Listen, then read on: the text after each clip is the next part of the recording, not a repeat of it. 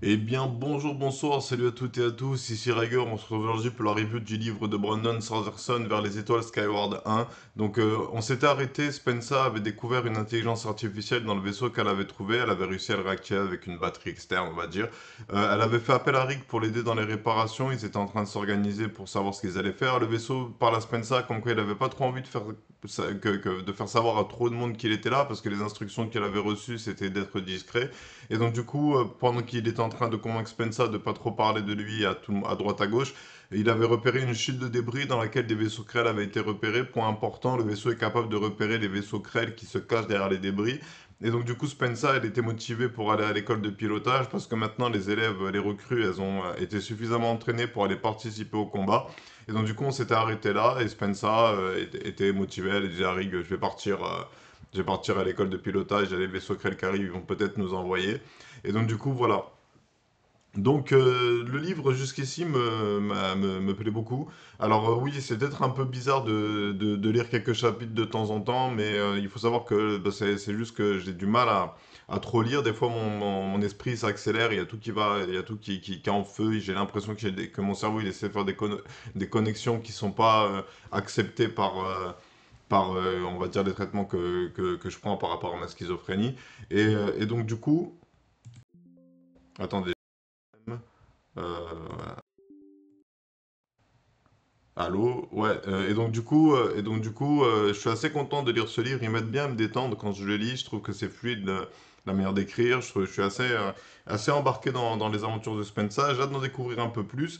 Et donc, du coup, let's go, on va lire le chapitre 19 qui met fin à la deuxième partie. Et je reviens tout de suite derrière pour vous faire la critique. Alors, du coup, ce qui va se passer dans cette vidéo, c'est que je vais lire un chapitre, je vais venir faire la critique. Je vais lire un chapitre, je vais venir faire la critique. Vous avez deux choix, soit vous pouvez consommer le livre tout entier, puis ensuite regarder mes reviews pour voir un peu ce que j'ai pensé des chapitres avec précision en cherchant les chapitres qui vous ont intéressé. Sinon, vous faites comme moi, en suivant cette série de vidéos, vous achetez le livre et vous lisez les chapitres en même temps que moi je les lis, et quand je fais la critique, vous revenez vers la vidéo. C'est-à-dire, je lis le chapitre, vous lisez le chapitre, vous venez regarder la critique. Vous lisez le chapitre, vous venez regarder la critique.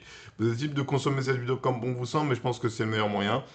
Histoire de diversifier un peu les œuvres, parce que genre moi ce que j'aime bien avec cette manière là de travailler, c'est que je stimule pas mal mon esprit et que du coup je suis, mon imagination elle est plus sollicitée, et donc du coup j'écris des meilleures scènes pour mon livre. Bref, allez let's go, c'est parti pour la lecture du chapitre 19, on se retrouve tout de suite derrière pour la review. Ok, le chapitre 19 a été lu, donc on assiste à la première bataille. Donc le chapitre commence, Spencer se dépêche de courir parce qu'elle pense que elle commence à se dire ouais, mon escadrille elle a été envoyée au combat sans moi. Elle arrive à son vaisseau à la rampe de décollage, on lui demande où est-ce qu'elle était, et elle n'a pas le temps de répondre, elle monte dans son vaisseau, elle active tous les outils pour démarrer le vaisseau, elle y va à donf, elle y va à fond, elle y va en, en surfant avec la limite de vitesse des forces G. Jorgen lui demande où est-ce qu'elle était, elle dit qu'elle était dans sa caverne, où est-ce que tu voulais que je sois. Et donc du coup, première bataille, et en plus de ça, en plus d'être la première bataille, c'est aussi les premières morts. Donc Bim, qui était le crush de Spencer, meurt en étant appelé par le combat. En fait, il avait tellement envie de se battre et tellement envie de tirer sur des vaisseaux que quand il a vu le visuel du bombardier, il s'est dit ah moi je peux l'avoir, laissez-moi faire. Ah, les gars, il est parti, il est parti devant, il est parti devant, il est parti devant. Spencer il suivait, mais au bout d'un moment, Cobb il sentait un truc qui allait pas, et apparemment le bombardier c'était pas un bombardier comme d'habitude, il avait une escadrille pour l'escorter, et du coup Bim s'est fait abattre. Marée haute, elle s'est fait abattre par un vaisseau Krell au début de la bataille, et genre j'avoue que là j'ai bien aimé ce que j'ai lu. En réalité, c'est assez fluide la manière dont c'est raconté les batailles. On comprend ce qui se passe, on comprend les manœuvres des vaisseaux, on comprend qui tire, on comprend qui reçoit des dégâts, on comprend tout ce qui se passe. Et donc, du coup, j'avoue que j'ai été assez impressionné. Par contre, j'avoue que ce qui m'a un peu étonné, c'est qu'il y ait des morts aussitôt dans le livre. Je pensais qu'on allait avoir plus de scènes, on va dire, school life avec l'escadrille, mais en réalité, non. Donc du coup, j'avoue que je suis un peu laissé au dépourvu dans le sens où je m'attendais pas à ce qu'il y ait des personnages qui meurent aussitôt dans l'histoire. Après, Mariotte, on n'a pas vraiment pu s'attacher à elle parce qu'il n'y a pas eu beaucoup de scènes avec elle. Il n'y a pas eu de connexion avec l'héroïne, en tout cas pas que je m'en souvienne. Et en plus de ça, les noms de code, c'est un peu dur de s'y retrouver. Il y avait beaucoup de personnages qui avaient été présentés d'un coup, et à chaque fois qu'il parlait, il y avait pas spécial. Il y a, je sais pas, genre, c'était un personnage auquel j'étais pas attaché et auquel j'arrive même pas à voir à mettre de visage parce que pourtant j'ai lu le livre, hein, j'ai sauté aucune ligne. Et pourtant, marée haute, je sais pas qui c'est, donc je sais pas si c'est la guerrière, je sais pas c'est qui. Par contre, Bim, oui, je sais que c'était le type asiatique qui descendait d'une famille asiatique et qui, du coup, c'était un peu un personnage que j'avais envie de voir être développé. Mais en réalité, bah, il a été développé suffisamment, sa soif de combat. En fait, en réalité, ce qui est bien avec ça, c'est qu'au début du livre, Spencer, elle a un peu une vision d'enfant, dans le sens où elle se dit, ah, je vais devenir pilote, ça va être trop bien, je vais sauver la planète des crêtes, je vais devenir une héroïne, une grande guerrière comme les légendes que j'ai lues. Mais en réalité, sur le champ de bataille, il y a beaucoup de morts. Et donc, du coup, je pense que c'est assez, comment dire, assez réaliste que ça arrive aussitôt dans l'histoire, dans le sens où bah maintenant, on sait sur quel ton va aller le livre, quoi. Genre, tout le monde, il a sa vie en suspens, il a une épée Damoclès au-dessus de la tête, n'importe qui peut mourir. Et donc, du coup, j'avoue que ça va créer du suspense pour la suite de l'histoire, dans le sens où on ne saura pas, je veux dire, dans certains livres qui sont écrits pour la jeunesse, le groupe de héros, le groupe qu'on suit, il s'en sort. Il meurt pas ou il meurt plus tard dans l'œuvre, à la fin de l'œuvre. Là, en faisant mourir les personnages en début d'histoire, l'auteur il nous dit ouais, c'est du sérieux. Genre vous aimez les batailles, vous aimez le champ de bataille, vous aimez Star Wars, vous aimez la science-fiction, vous aimez les combats contre les extraterrestres. Et si moi je vous disais que la plupart des gens que vous appréciez en réalité, ils tomberaient au combat si c'était un peu plus réaliste et un peu plus mature comme manière d'aborder le sujet. Et donc, du coup, j'avoue que c'était un bon chapitre dans le sens où bah, la première bataille, bah, j'avoue que, bon, après magistral, je sais pas si le mot magistral c'est le bon mot, mais en tout cas, c'est bien écrit, c'est fluide et c'est compréhensible. Et donc, du coup, j'avoue que c'est assez kiffant à lire. Donc, du coup, voilà, donc ça se termine. Sur l'escadrille, il reste plus que 7 personnes. Et donc, du coup, je pense qu'il va peut-être y avoir une petite ellipse. Parce que concernant l'entraînement, en tout cas, ou peut-être que ça va reprendre avec Cobb qui va faire la morale à l'équipe en leur disant qu'ils auraient jamais dû aller se battre, qu'ils auraient dû écouter les ordres, rester en posture défensive et seulement se défendre des vaisseaux qui les attaquaient, rester groupés. Et donc, du coup, peut-être il va leur faire un rapport dans le sens où bah, vous êtes bien débrouillés, et il y a Spencer qui a fait une bonne manœuvre pour éviter un vaisseau. Je crois qu'elle s'est accrochée à un débris et qu'elle a tourné grâce avec. J'avoue que j'ai un peu oublié ce qui s'est passé, mais je sais qu'elle a fait une bonne manœuvre. Et donc, du coup, j'avoue que là, bah, je suis un peu curieux de voir un peu la suite parce que peut-être que ça va être un peu plus.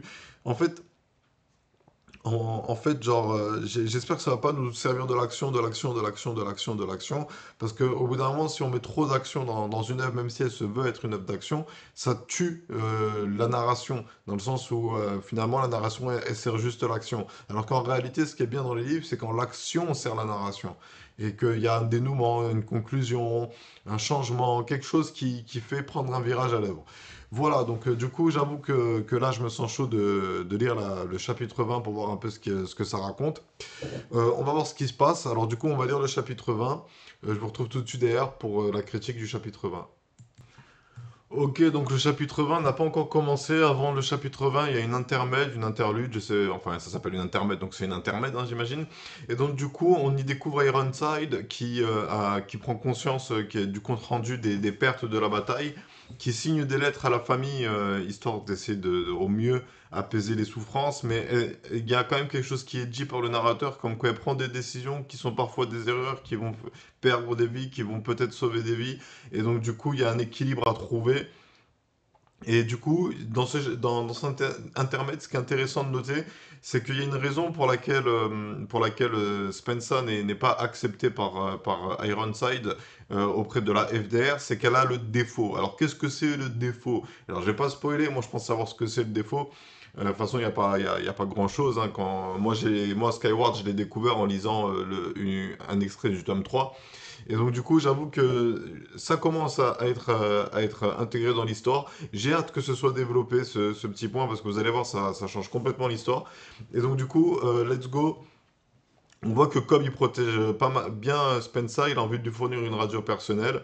Donc on apprend juste l'existence de ce défaut. Si je savais pas ce que c'était, ça m'aurait peut-être, comment dire, fait réfléchir à ce que ça pourrait être. Mais bon, je sais ce que c'est, je sais où est-ce que ça va amener. Et donc du coup, reste à voir comment est-ce que Spencer va évoluer parce que Ironside, elle veut vraiment pas d'aide dans la FDR. Apparemment, le défaut, ça risque de divertir les troupes, de les démoraliser.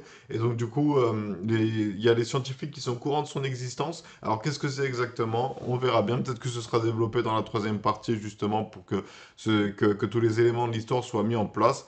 Mais du coup, pas grand-chose à dire de plus. Moi, j'ai bien aimé le fait que ça switch un peu de POV parce qu'on était on était 100% focus sur Spencer. On suivait que ses aventures à elle et que ses réflexions, que ses histoires à elle. Et donc, du coup, avoir une petite scène avec Ironside, je trouve ça intéressant. Et Cobb aussi, je trouve ça intéressant. Ça développe bien les personnages. On les apprend un peu mieux. Apparemment, Alta a un rêve de grandeur et pour ça, elle doit reconquérir la surface. Et donc, du coup, la bataille contre les Krell est compréhensible. Après, pourquoi est-ce que les Krell veulent exterminer l'humanité? Est-ce que c'est un peuple d'aliens qui tue juste les autres civilisations pour avoir le pouvoir total sur la galaxie? Je sais pas, on verra bien. Et donc, sur ce, on va lire le chapitre 20 qui sera le dernier chapitre qu'on lira aujourd'hui. Et on revient tout de suite d'ailleurs pour en faire la critique. Allez, à tout de suite, c'est parti pour la lecture du chapitre 20. Ok, le chapitre 20 a été lu, donc c'est un chapitre un peu pesant pour les personnages, dans le sens où ils viennent tout juste, ça suit tout de suite derrière, c'est le lendemain de la bataille, Marée Haute, la fille qui parlait pas la même langue que tout le monde, et bim, le jeune type asiatique qui était tout le temps au taquet pour vouloir se battre, sont morts. L'escadrille sait pas trop comment réagir à cette mort. Kimaline elle pleure dans les toilettes. Je sais tout. Il essaie de faire un discours histoire de donner du baume au cœur à ses troupes, mais il se débrouille pas très bien. On voit qu'il essaie de remplir une fonction qu'il maîtrise pas spécialement. Cobb, il préfère ne pas en parler. Puis ensuite, une fois que tout le monde est dans son cockpit, il décide de s'asseoir au milieu de la salle de classe et de dire quelques mots, mais il avoue qu'il n'est pas capable comment dire, d'être sage et réconfortant dans ces moments. Et donc, du coup, c'est Spencer qui dit que Bim et Marriott sont maintenant parmi les étoiles et que c'est elle, quand elle était petite, son père lui avait dit que de viser le plus haut possible et qui lui avait dit de conquérir les étoiles.